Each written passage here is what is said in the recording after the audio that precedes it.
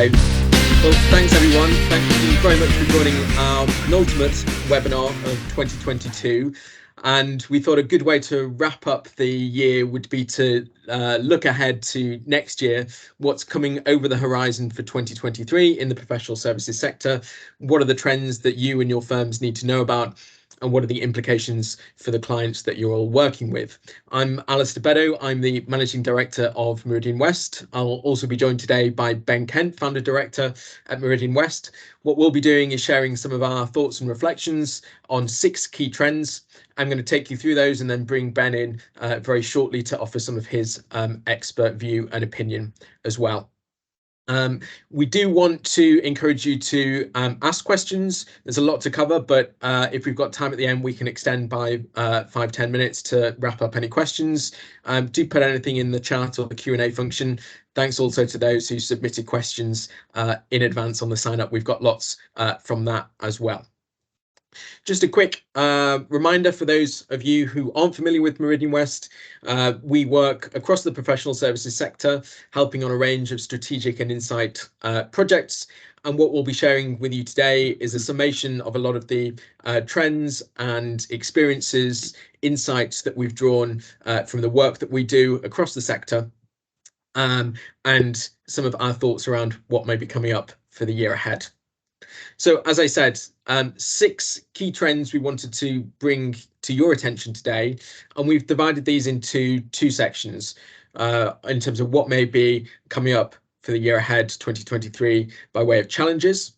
So we're going to look at the economic context for the firms and clients that you work with, a touch around client experience.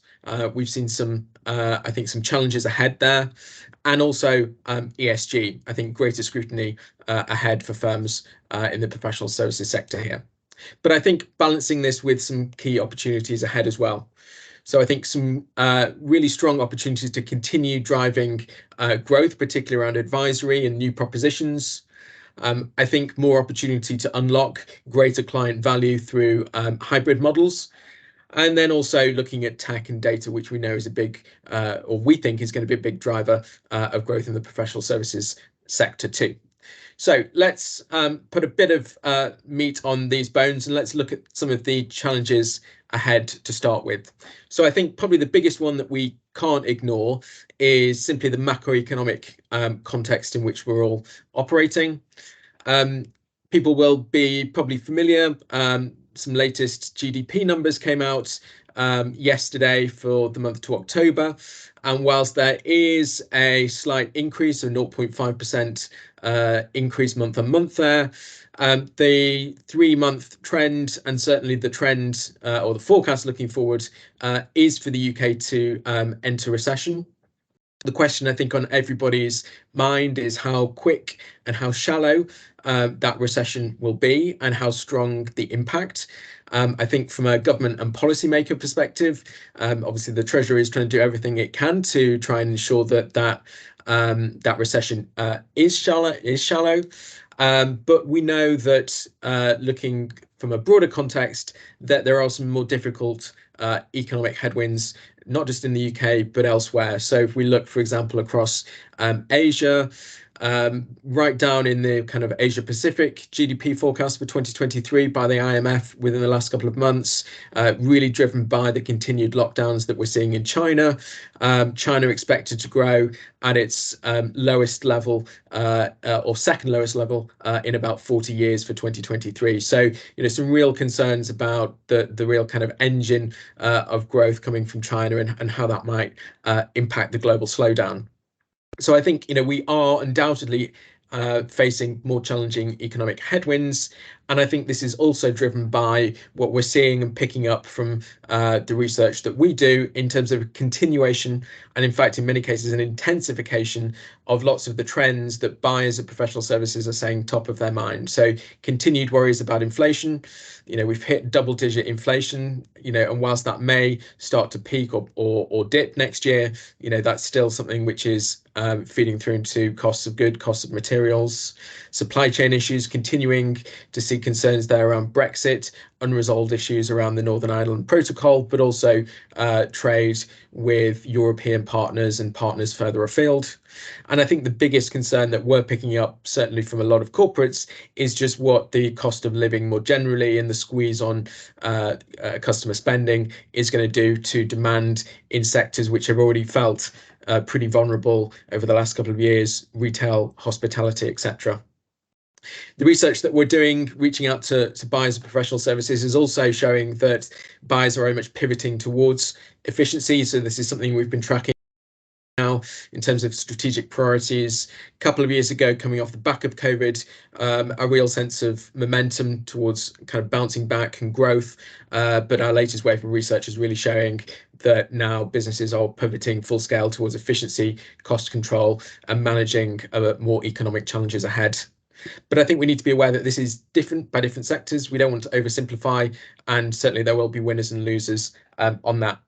From a professional services standpoint, I think one of the really interesting things that we've seen in some of the more recent research we've been doing, asking people about their firms about their spending priorities, is that many firms seem to be prioritizing or planning for very much a kind of zero growth environment next year. So it's already feeding through into the kind of budget decisions people are making, the spending priorities when it comes to marketing and BD teams.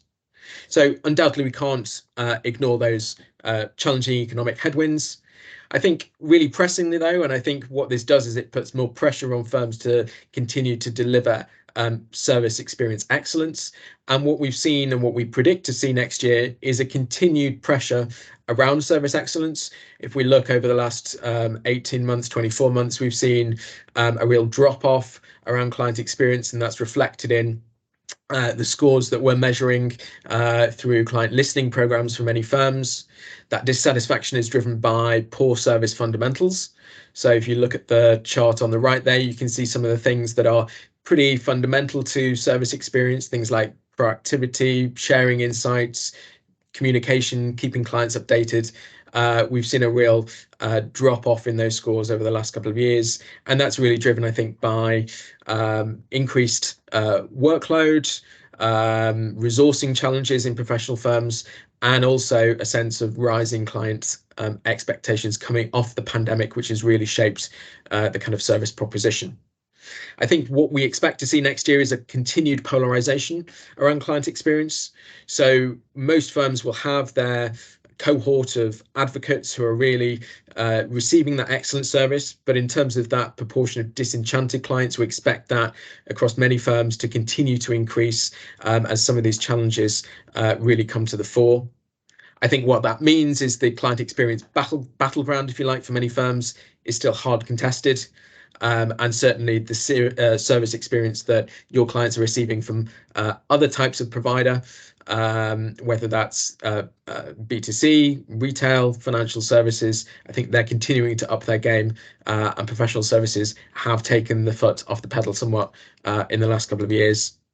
And I think building on what we saw on the first challenge of the macroeconomic pressures, that's undoubtedly going to follow through in terms of tighter cost control on spend, and what that's going to mean is a greater lean into added value, and client experience becoming increasingly more important. So I think this very much follows from what we saw there.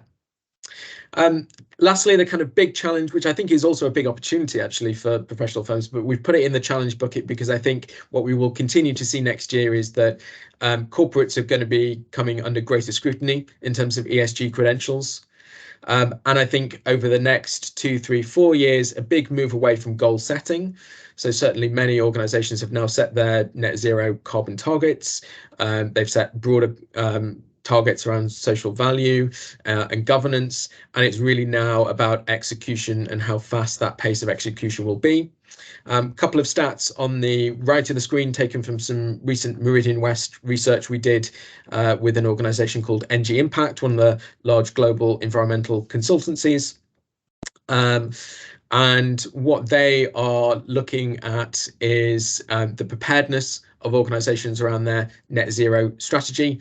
And what they've really found as a result of that research is that many are saying the quick wins are done. It's now the hard yards ahead, but many feel like they're not making sufficient progress to track their ambitious targets and their goals. So I think what we're really seeing around ESG is more pressure on economic headwinds coming through into ESG as well. Seeing some comments that people are not necessarily seeing the slides, so I'll reset that in a minute, but I'll just carry on for a second just to finish this point around ESG. I think what we're seeing here is it's going to put pressure.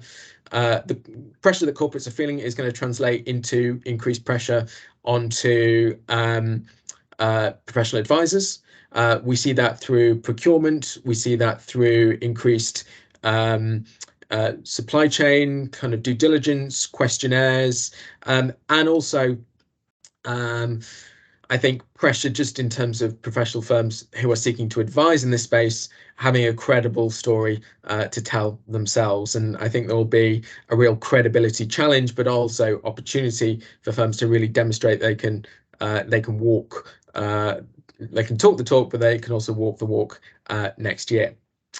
So let's maybe pause there and I'll bring you in, Ben. I think, looking ahead for next year, some really big challenges on the radar, but I think we also need to put this in the context of this year. Professional firms have had a really stellar year, many double-digit growth, revenue.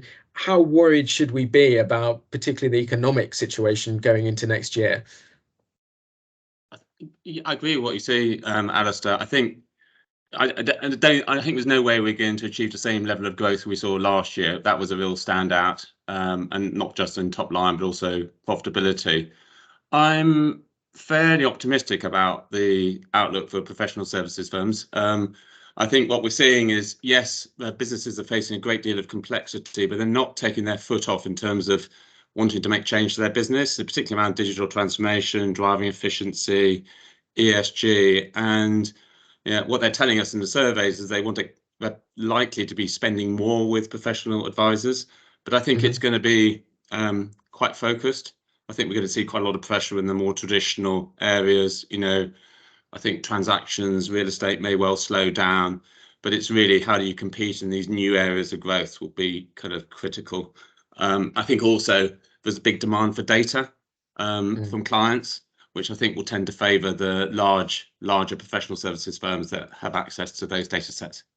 Yeah. And one of the interesting things for me is this kind of CX deficit that we're calling it. Yeah. So this continued pressure to deliver service. How have you seen that play out as you look back over the year just gone and also forward into 2023? What will be the pressure points there? So the feeling I got is that the professionals did a really good job during COVID. They kind of they were quite very supportive of their clients. They switched to online fairly seamlessly. Even for things like audit, they made that work. I think we're beginning to see the wheels come off a bit now. I think the war for talent and the difficulty of keeping teams and clients are noticing that, particularly in kind of hot areas. We've seen it in property, we're seeing it in many legal services. So it's getting those basics right, consistency. I think also clients are expecting to see using technology more, quite basic technology, just to make the whole process more efficient. People even talking about WhatsApp to ease faster communication. And then the third piece is they're really looking for a partner to give foresight on how to navigate these complex terms, and they're just not getting it from many professional firms. They're not getting the insight on what's around the corner, what's your perspective. And what about, just turning attention to ESG, because again, thinking back the last 18 months, this has really kind of risen up the corporate agenda. I think many different guises, clearly the environmental pressures, but also employee well-being, social community impact. How seriously should the people on the call be kind of pushing this next year, do you think, in conversations they're having internally and with clients? I think very seriously. I think it's one of the most resilient areas. I don't think it's going to go away anytime soon. I don't think the recession will defect people away from it. And I think what's interesting, I think there's new propositions around your ESG strategy, reporting, but I think also ESG elements are becoming increasingly important in terms of so day-to-day transactions, real estate transactions, M&A transactions. So doing that kind of ESG due diligence is supremely important. I think also it's a really interesting time in the market as well. So we're doing a lot of work with some of the boutique firms that are looking to kind of move up the value chain and compete strategically. The big four are competing everywhere. But I think the real challenge is getting hold of ESG experts and really demonstrating that expertise. So again, it comes back to war for talent. Yep. Okay, let's pause there. I think that's a nice segue to look now at some of these opportunities in a bit more detail. And I think just piggybacking off what you said there in terms of new propositions, that's certainly the first one. Just a quick reminder that if anybody has got questions, do please put them in the chat. We'll try and make time for them at the end. And also slides and a recording will be available. I know a few people seem to have had a few issues with that today, but it looks like it's working for many, which is great. So let's carry on and look at what we mean by some of these new propositions. So I think this is really a kind of continuation, if you like, of something we've seen professional firms respond over the last couple of years to some of these new opportunities on the horizon. But I think there's a real, and Ben kind of touched on it there, I think a real opportunity with these more complex challenges in terms of addressing things like ESG, data, supply chain, to think more holistically as an advisor, as a firm. How can you pull together multidisciplinary teams to tackle these complicated challenges for clients? How can you think not just as technical specialists, but as broader advisors who think about the strategic implications, the people implications, the financial implications, the environmental implications of the advice you're giving? And I think increasingly that's what we're hearing from clients, is they want that broader, somebody who's that partner, but also able to bring that broader advisory mindset, not just got the technical kind of blinkers on, if you like. I think there are definitely going to be continued growth areas over the next 12 months. I think what we've seen certainly this year, the growth of many professional firms has really been driven by advisory work, opportunities related to some of the challenges that we've already talked about. I think we'll continue, certainly ESG, and you can see on the screen there, I've just pulled just almost at random really, but a kind of selection of big four law firms, specialists, boutiques, all offering services in this space now. But I think we're also seeing lots of continued resilience and demand for things like risk management, unsurprisingly given the challenges ahead. Employee engagement and well-being, a big issue. Diversity, equity, inclusion related to that as well. Supply chain, cost control, and also digital being key opportunities. I think related to this, a continuation around new delivery models. So, bringing in new types of expert who might be able to deliver services in new ways. Those cross expert teams, we're seeing much more of that. Packaging up services that enable firms to sell into different touch points, and increasingly with technology and digital components to that as well. I think whilst this is certainly a strong opportunity and something that should be high on everybody's radar, I think the challenge that comes with this is that there's going to be greater competition. I think more firms are moving into these areas that 5-10 years ago were the preserve of kind of niche boutique consultants. This has become a kind of mainstream demand now. So the challenge really is, how do you crystallize and clarify exactly how your firm can help in some of these areas which are fast growth. So that's one clear opportunity, and I think we'll see a real continued push into that next year, as the kind of cost pressures on some of the more compliance orientated services really hit home. I think one of the other big things that we've heard certainly over the last kind of 6 to 12 months is kind of pressure from firms about really making the hybrid model work. I think there's been a big period of adjustment over the last couple of years, where virtual working has enabled globally diverse teams to come together and work on clients. It's enabled much more kind of rapid check-ins with people, but it's also brought some disadvantages. And certainly one of the big things that we've heard from many of the firms that we're working with is that pressure around culture, the pressure around learning and talent development, and the pressure around retention. And I think making the hybrid model work for professional firms is a key element to solving or addressing some of those challenges. I think it also means a recalibration of expectations. One of the things I've heard a lot recently, speaking to senior finance function, legal function buyers, is really they've missed that opportunity to have more regular in-person contact, but they want it to be meaningful, not just meeting for its own sake, but where there are those key opportunities to get together, but also to build broader relationships within their teams. Again, one of the things I've heard a lot this year is that partners, senior managers, out there a lot meeting people, but juniors, associates, less of an opportunity to get in-person time with clients, and that's both impacting their personal development, but it's also impacting the kind of broader experience in the relationships with clients. And I think that's certainly something that I think needs to be thought about more carefully next year. And therefore, I think what this means is thinking about where those different hybrid touch points are on the journey. If we took a really simple client journey, starting from the kind of selection process through to the delivery of work and continued relationship, really being thoughtful about where the balance of in-person and virtual and hybrid opportunities sit in there. So that's kind of one big challenge. One big opportunity that I think is going to be or should be grasped a lot more forcefully next year. I think the other big one we wanted to turn people's attention towards is technology and data. And this builds a little bit on what Ben was mentioning before, but certainly the conversations that we've been having, again, with buyers, and the research that we've been doing suggests that internal capability around technology and data is becoming more sophisticated, becoming more mature, particularly at the very largest corporates. Now, in fact, they are often more sophisticated or more further ahead than many of the professional advisors that they work with, sophisticated in terms of mapping out their technology requirements, their kind of operating model within their legal function, within their finance function, and the sense that actually many of the firms are kind of playing catch up.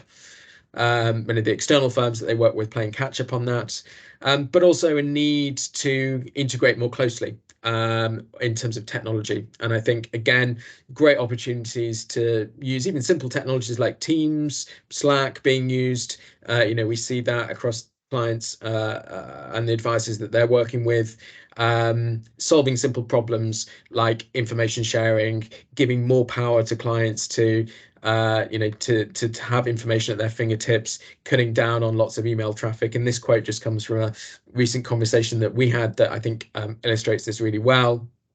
But I think there's some broad opportunities around data as well, particularly around client listening. We're seeing an evolution and sophistication around the types of approaches that firms are taking there. And I think more appetite for always on feedback, giving clients and buyers of firms more opportunity to kind of leverage that in real time, and using that in conjunction with other marketing and BD data. So one of the things that we're seeing and some of the projects that we've been working with is those greater integration of multiple data sources, client insights, financial information, CRM information, and how can that be pulled together to create perhaps a more holistic view of what's going on in the firm and its relationship. So again, I think that's an evolution. It's something that we'll continue to see next year, but it's certainly high on the agenda for many of the firms that we speak to. Again, Ben, I just think reflecting on that, if you were in the shoes of people on the call, what would you single out as some of the kind of big priorities you'd be focusing on next year? What do you see as the big opportunities? Yeah, I think it's going to be quite polarized next year. I think the more traditional transactional services will have a tough time, but I think we'll see quite strong growth in those newer areas around supporting digital transformation, ESG. I see two big trends. One is diversification. Everyone's competing with everyone. You just look at the big four now. They're competing with law firms. They're competing actually with IBM and Accenture. and we're seeing that across the market. So it's, how do you build credibility in those new areas? And the second, which I think is quite exciting, is how do you package up services, maybe combining advice plus technology? And that has quite an exciting kind of value proposition. It makes those services much more scalable, and potentially even more profitable if you can get it right. But it takes a very different mindset from just delivering charging by the hour. Yeah. An interesting question we've just had come in from Henry, who's asking, what might be the big kind of no-nos in terms of, marketing messaging for next year. So I think just, reflecting on what you were saying, how would you, if you're sitting in a marketing and BD role, how would you really try and communicate that to the market? Because clearly it's something that peer firms are going to be doing as well. So how do you kind of cut through? Any thoughts on what you should do, or what what are the no-nos? I think, I think social media is getting saturated. I think if I was, in charge of marketing budgets, I think there's definitely appetite for kind of thought leadership, giving insight, particularly benchmarking information and data, as one aspect. So really useful content. I think the other, which you've alluded to, Alistair, is get out there. I think we're getting a lot of feedback from clients saying, look, we want to see you, we want to do networking, we want to meet face to face. We really miss that. So those would be my two priorities. And there's another point that's come through just in terms of greenwashing. So I guess going back to that ESG perspective, how big a risk do you think that is? Because, it's easy to jump on the bandwagon and say, you're committed, but what's the real risk here if firms aren't addressing that well? Well, if I focus first on kind of how businesses are dealing with greenwashing, I think there is, there was a lot of greenwashing going on in the last 2 years. I think there's greater scrutiny now, particularly on some transactions and, doing serious due diligence. So I think that will, make greenwashing harder. I think also we're beginning to see the development of kind of common standards and reporting. It's quite hard. It's not as easy as, IFRS, but I think we're going to get that. So I think, I think greenwashing will be harder. I think, switching to professional services, again, I think there's quite a lot of greenwashing going on there, but I think it's of such importance, both to clients and also kind of graduate recruits, that the greenwashers will be found out. And I think it's a really interesting point as well, because I think what we've definitely seen is some of the large kind of multinational professional firms have put out some quite significant targets, particularly around net zero, ambitious around even the end of this decade around what's going to be achieved. So I think there's some very public commitments now that people are going to be held to, and as you say, some real kind of measurable aspirations there. I think the broader challenge is around perhaps recalibrating, looking at some of the social around ESG, and how do you actually set some of the kind of targets and aspirations there when there isn't necessarily a defined goal like net zero carbon in the same way. We've seen a number of law firms become B Corps over the last kind of 12 months or so, and I think generally some of the kind of mid-sized and smaller firms, but I think do you see that kind of thing continuing? Yeah, but I think the kind of acid test for professional services firms is who they're willing to advise, and are they going to turn away heavily polluting clients, clients that may be breaching sanctions. And I don't see a great deal of appetite for that. So I think, yes, you can have efficient offices, but does that matter if you're, supporting a polluter, advising a polluter? And often, unfortunately, the larger law firms on the bad side of class actions. So, the focus on ESG, they're kind of on the other side. And I think, really interesting question, which may just help us to kind of tie some of these threads together as we close. How should firms really square this circle between, on the one hand, we're all going through a lot of pain, cost of living, squeeze on our spending, and that's the same for some firms, but many have had a stellar last couple of years. They will continue to perform well, generate lots of profit, have lavish events, lavish offices. How any thoughts around going into next year, squaring that that dynamic? I know it's a difficult question. I think it is difficult. I don't. As I said, I don't think the professional services firms are going to have a terrible year next year. It won't be as good as next year. The big challenge at the moment is the war for talent, and we're starting to see salary increases. I think where you can sort of see improvements in efficiency is about, again, technology, automation, and we're beginning to see some shifts on that, and that having a payback, and also just looking at your real estate footprint as well. So there's less need for these quite expensive office blocks in central London. Okay, fantastic. Well, look, we've covered a lot of ground in 30 minutes, and I think we've only really scratched the surface, but hopefully what we've tried to do is at least give some thought and direction to what we are seeing as some of the key trends for next year.